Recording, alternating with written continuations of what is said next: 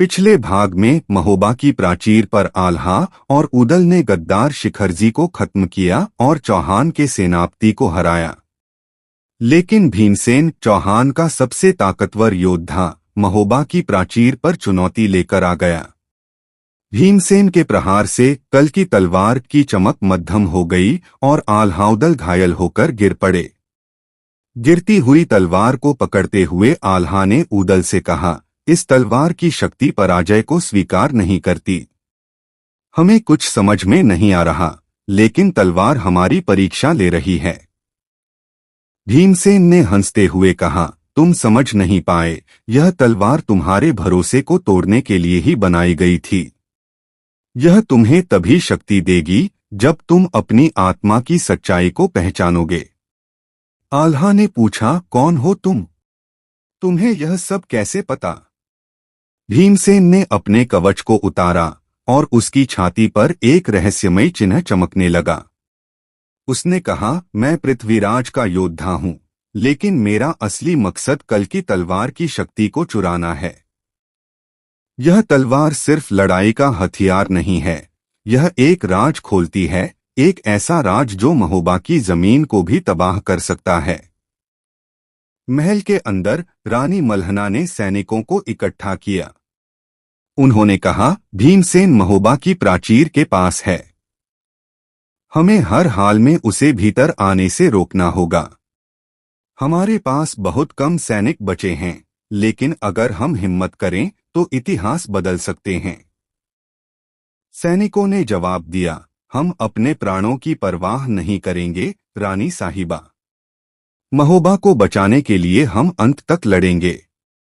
आल्हा और उदल ने खुद को संभाला। आल्हा ने उदल से कहा, यह युद्ध केवल ताकत का नहीं है।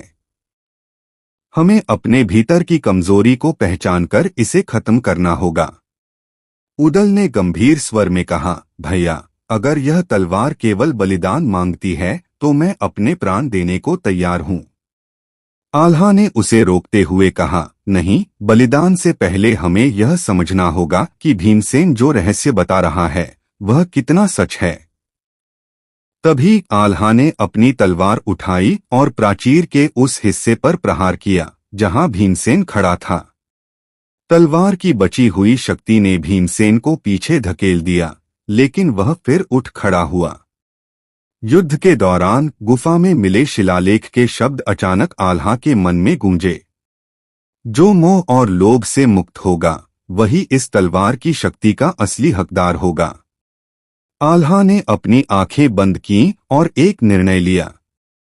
उसने तलवार को जमीन पर रखकर कहा, यह तलवार केवल उसी की सेवा करती है जो सच्चे दिल से अपने कर्तव्य को निभाता है। मैं इसे अपने लिए नहीं बल्कि महोबा के लिए चाहता हूं। तलवार अचानक फिर से चमकने लगी। आल्हा ने इसे उठाया और भीमसेन पर अंतिम वार किया। भीमसेन, जो अब तक अपराजित था, आल्हा के प्रहार से गिर पड़ा। उसने आखिरी बार कहा, तुमने मुझे हराया, लेकिन यह केवल शुरुआत है।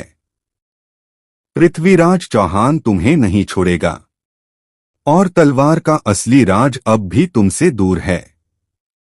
भीमसेन के शब्दों से सभी स्तब्ध रह गए। आल्हा ने उदल से कहा, इसका मतलब अभी युद्ध खत्म नहीं हुआ है।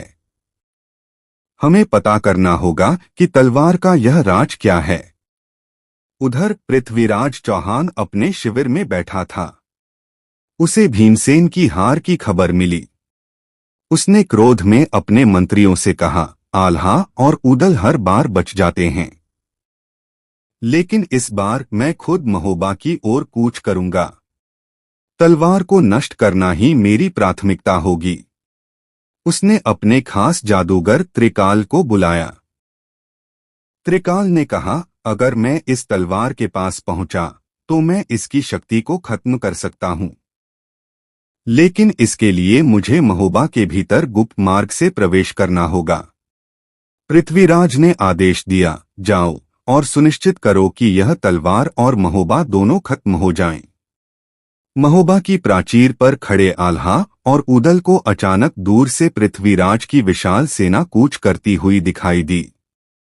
उनके साथ त्रिकाल भी था, जिसने हवा में एक मंत्र पढ़ा और महोबा की दिशा में अजीब सी आंधी चलने लगी। उदल ने चिंतित होकर कहा, भैया, यह आंधी सामान्य नहीं है। लगता है पृथ्वीराज ने कोई और योजना बनाई है।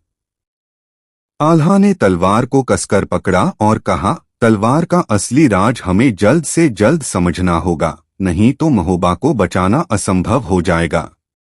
त्रिकाल का रहस्य, कल की तलवार की असली शक्ति और महोबा पर चौहान के अंतिम आक्रमण की तैयारी। क्या आल्हा और उदल इस बार भी महोबा को बचा पाएंगे? जानिए अगले भाग में। धन्यवाद।